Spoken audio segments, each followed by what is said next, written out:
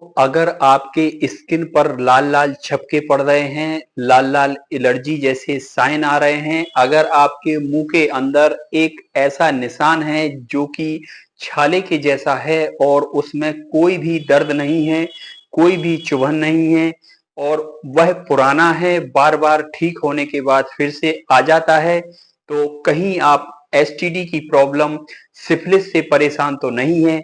आइए इस वीडियो में हम आपके लिए इस पूरी बीमारी की जानकारी दे रहे हैं। यह क्या होती है, कैसे फैलती है, क्या इसके सिम्टम हैं, किन दवाइयों से यह ठीक होती है और कैसे हम बच सकते हैं। इस पूरी जानकारी को लेके आज आपके साथ इस वीडियो में हम अपने विचार साझा करेंगे। वीडियो को अंत तक जरूर देखें।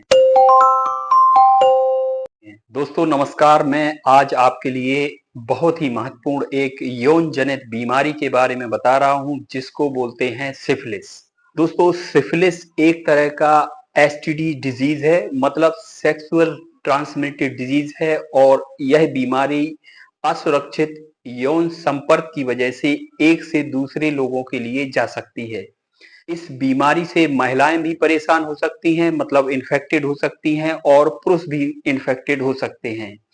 इसमें कई तरह के सिम्टम आते हैं और इन सिम्टम्स में मुंह के अंदर के छाले होना, बार बार ऐसा छाला होना जो ठीक होके फिर से हो सकता, पुरुषों के लिंग के ऊपर छोटे छोटे दाने निकलना और उन दानों में सिर्फ एक तरह के अल्सर भी हो सकते हैं।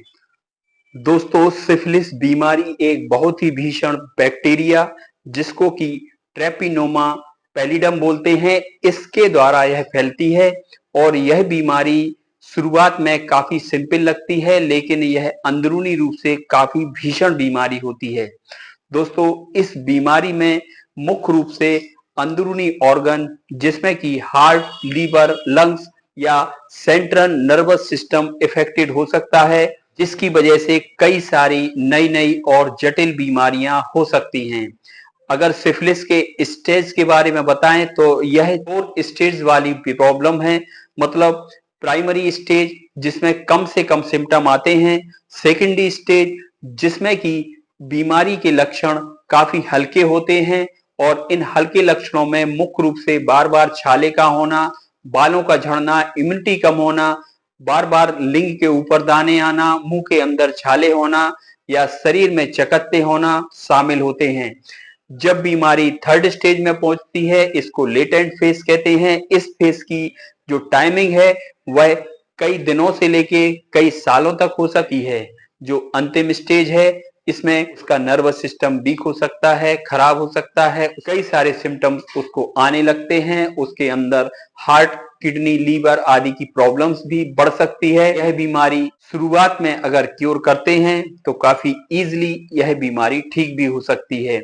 अगर बचाव की बात करें तो पेशेंट्स के लिए, महिला पुरुष, मेल फीमेल दोनों के लिए सेफ सेक्सुअल रिलेशन बनाना, प्रिवेंशन इस बीमारी का सबसे बड़ा बचाव है।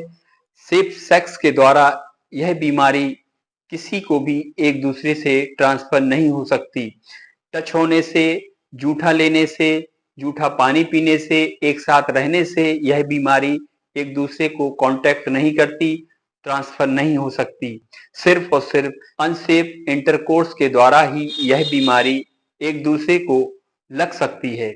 अगर मदर सिफिलिस से सफर कर रही है तो कई बार उसका जो होने वाला बच्चा है सिफिलिस से सफर कर सकता है। अगर जांच की बात करें तो वीडीआरएल एक बहुत ही अच्छी जांच है।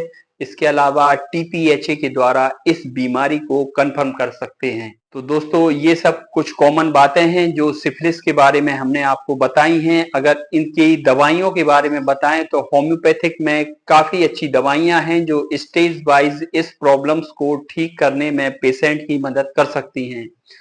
दोस्तों जो सबसे कॉमन दवा है जो सिफिलिस के प्रॉब्लम्स में हर पेशेंट के लिए इंटरकरेंट मेडिसिन के रूप में देना पड़ती है, वह होती है सिफलिनम। सिफलिनम 200 पावर की होम्योपैथिक दवा। इंटरकरेंटली इस दवा को वीकली ले सकते हैं, सिंगल डोज इसको लेना है सुबह खाली पेट। इसकी जो बिगिनिंग और सबसे कॉमन मेडिसिन है वह मार्कसोल है। मर्कसोल की 30 पोटेंसी की दवा दिन में 2-2 बूंद 3 बार ले सकते हैं। इसके अलावा मर्ककोर 30 भी, इसको 2-2 गोली 3 बार ले सकते हैं, या ड्रॉप में ले रहे हैं तो 2-2 बूंद 3 बार ले सकते हैं।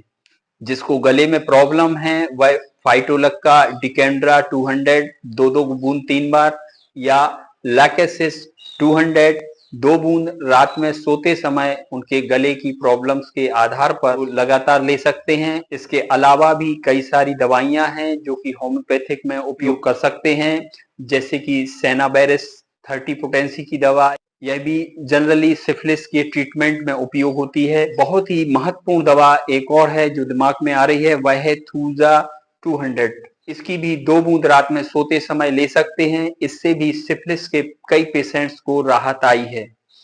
दोस्तों, ये कुछ कॉमन दवाइयां हैं जिन्हें हम जनरली सिफिलिस के ट्रीटमेंट में उपयोग करते हैं, लेकिन अगर आप इस दवाइयों का प्रयोग डॉक्टर की देखरेख में करते हैं तो आपको ठीक होने की पूरी संभावना है। इसलिए आप होम्योपैथिक कंसल्टेंट से कंसल्टेशन लेके ही इन दवाइयों का ट्रीटमेंट शुरू कर सकते हैं। दोस्तों, वीडियो अच्छा लगा हो तो वीडियो को लाइक जरूर करें। अगर पहली बार हैं तो हमारे चैनल को सब्सक्राइब करें और उसके बगल में जो बेल आइकन है उसको भी प्रेस कर दें। बहुत ही इंफॉर्मेटिव और शानदार इसी तरह के वीडियो हम अपने इस यूट्यूब चैनल पर लगातार देते रहते हैं। धन्यवाद।